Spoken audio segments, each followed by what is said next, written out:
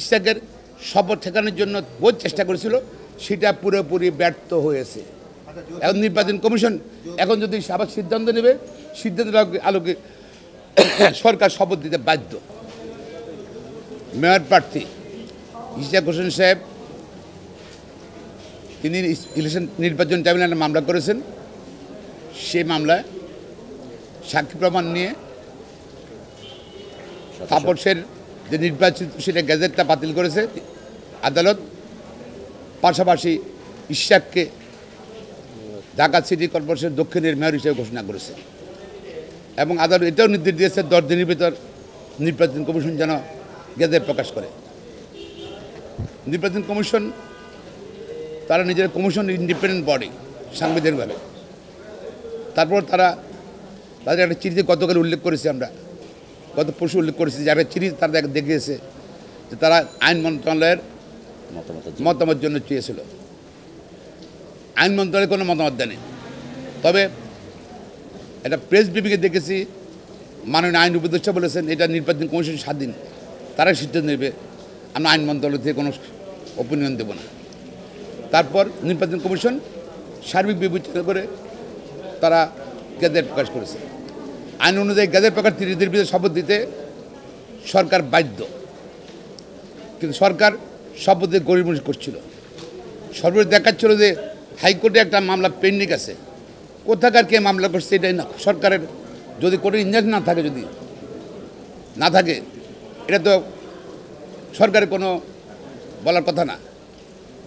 যাই হোক, সে মানুষজন তারা অপেক্ষা করেছে, সে মামলা সামালেরই খারিজ করেছে, 2 দিন শুনানির পরে 3 দিন খারিজ করেছে। Hire Google TV, endless color, smart living. তার এগেনস্টে ওই অ্যাডভোকেট সাহেব আবুল হোসেন গেছে, চেম্বার জাজ থেকে আজকে ফুল কোর্টে ফিক্সড করেছে। গতকাল ছিল, গতকাল শুনানির এক পর্যায়ে মাননীয় সুপ্রিম কোর্টের আপিল ডিভিশন বলছে আমরা নির্বাচন কমিশন যা মেইন ইন্ডিপেন্ডেন্ট বডি স্বাধীন, তাদেরকে শুনতে চাই। নির্বাচন কমিশন থেকেও আজকে একজন বিজ্ঞ আইনজীবী অ্যাপিয়ার করেছেন, উনার বক্তব্য রেখেছেন এবং পিটিশনের বক্তব্য শুনেছেন, আমাদের একটু বক্তব্য শুনেছেন। আমাদের বক্তব্য আগে শেষ হয়ে গেছিল এনি কেস। শোনার পরে কোর্ট কোনো স্থগিতাদেশ দেননি, অর্থাৎ গ্যাজেট তারা যে গ্যাজেটটা স্থগিত চেয়েছে সেটাই স্টে করেন, স্থগিত করেননি। কোর্ট একটা অবজারভেশন দিয়েছে যে নির্বাচন কমিশন স্বাধীন, যেহেতু সাংবিধানিক প্রতিষ্ঠান, তারাই ব্যাপারে সিদ্ধান্ত নেবে, যাদের সিদ্ধান্ত চূড়ান্ত হবে। আপনারা জানেন নির্বাচন কমিশন অলরেডি আগের চিঠিতে বলেছে যেহেতু we are not the contesting party, অর্থাৎ প্রতিদ্বন্দ্বী প্রার্থী নয় ইলেকশন কমিশন, তারা কোর্টের আদেশ অনুযায়ী গ্যাজেট প্রকাশ করেছে এবং তারা বলেছে আপিল করার কেন করতে বলছিল স্থানীয় সরকার মন্ত্রণালয় থেকে। তারা বলছে পরীক্ষা নিতে বলছে যে যেহেতু তারা পার্টি না এবং এখানে ইলেকশন কমিশন কখনোই কন্টেস্ট করে না, পার্টিরা কন্টেস্ট করে নির্বাচন ট্রাইব্যুনাল মামলাগুলোতে, আর আপিল করার জন্য কোনো হেতুবাদ নেই, অর্থাৎ কোনো গ্রাউন্ড নেই, তারা আপিল করবে না। জি হ্যাঁ, আপিল করবে না। শুধু আজকে যে আদেশটা হলো, মামলাটা তাদের লিভ দেয় নেই, লিভ গ্র্যান্ট করে নেই, কোনো স্থগিতাদেশ দেয় নেই এবং নিষ্পত্তি করেছে বলছে যে নির্বাচন কমিশনই সিদ্ধান্ত চূড়ান্ত হবে। নির্বাচন কমিশন অলরেডি তাদের অভিযান আমরা দেখেছি, তারা আপিল করেন, তারা স্বীকার করছে। নির্বাচন কমিশন সিদ্ধান্ত তারা আগে নিয়েছে, পুনরায় সিদ্ধান্ত দেবে না আমাদের এটা ঠিক আছে। আর তা তো দেখে back out, election commission cannot back out from their earlier opinion, অর্থাৎ আগে যে ওপিনিয়ন দিয়েছে সেখান থেকে তারা সরিয়ে সুযোগ নাই।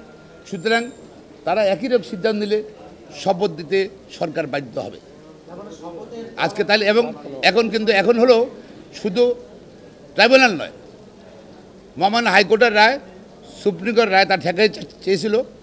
তারা ইশাকের শপথ ঠেকানোর জন্য বহু চেষ্টা করেছিল, সেটা পুরোপুরি ব্যর্থ হয়েছে। এখন নির্বাচন কমিশন এখন যদি আবার সিদ্ধান্ত নেবে, সিদ্ধান্তের আলোকে সরকার শপথ দিতে বাধ্য।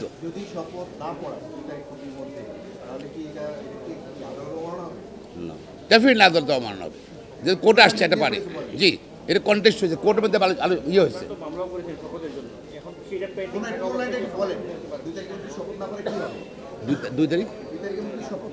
দুই তারিখে শপথের কথা বলছে 26 তারিখে ছিল শপথের। এখন যেটা এটা কোনো সমস্যা নাই, কারণ যদি যিনি নির্বাচিত হবেন উনি যদি 30 দিনের শপথ না নেন তাইলে তার পোস্টটা ব্যাকেট হয়ে যাবে, নতুন নির্বাচন হবে বা যেটাই করুক না। কিন্তু এখানে শপথ দেওয়া হয়নি, যারা দিবে পড়াবে তারা শপথ পড়ে নাই, সুতরাং তার কজ অফ অ্যাকশন রয়ে গেল, তার দাবি রয়ে গেল, আইনগত হবে। এবং সরকারের যে লিগ্যাল অ্যাপ্লিকেশন, সরকার তো সংবিধান অনুযায়ী দেশ চালাবে, সরকার তো আইন অনুযায়ী দেশ চালাবে। যদি শপথ না দেয় সরকারের পক্ষ থেকে, তারা আইন মানে না, আইনের ব্যত্যয় ঘটাইছে, এটা জনসম্পর্কে চলে আসবে, তাই সরকার কিন্তু অনেকভাবে ক্ষতিগ্রস্ত হবে। আইনের শাসনের প্রতি সরকার শ্রদ্ধাশীল না, সেটা আসবে। আইনগতভাবে তো অনেক কিছু করতে পারবো, সেটা আমরা করবো না, বাট সরকারের অবলিগেশনটা সরকারের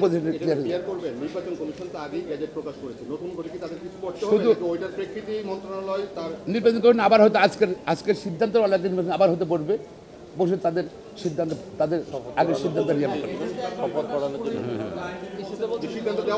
তারা কোনো তার ফাইন। আমি তো এটাই বলতে চাচ্ছি আপনাদেরকে, আপনার তো জিনিসটা তো আমি ক্লিয়ার করতে যাচ্ছি। প্রশ্নগুলো তো ক্লিয়ার হবেন না, আপনি আমার উত্তরের মাঝখানে প্রশ্নগুলো ক্লিয়ার হবেন না। নির্বাচন কমিশন শপথ করে না, পড়ায় শপথ পড়ায় সরকার।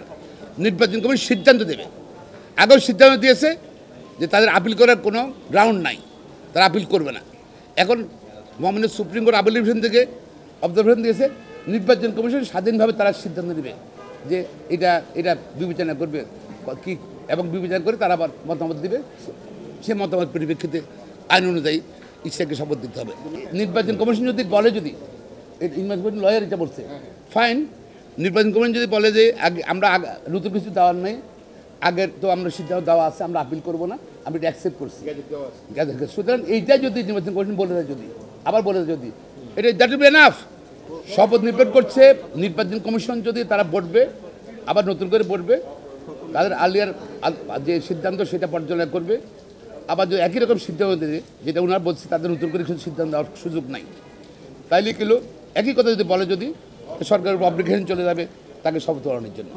আজকে সুপ্রিম কোর্ট আপিল ডিভিশন আজকে কিন্তু আমাদের নির্বাচন কমিশন যে একটা স্বাধীন সত্তা, আজকের অবজারভেশনের মাধ্যমে আবার এটা রিঅ্যাসার্ট করলেন, আবার স্বীকৃতি দিলেন। আমি হতাশার কিছু দেখি না, আমি বরঞ্চ নির্বাচন কমিশন তারা দায়িত্বশীল এবং স্বাধীন সত্তা, সাংবিধানিক সত্তা, এটাকেই তার গুরুত্ব দিয়েছে। ধন্যবাদ।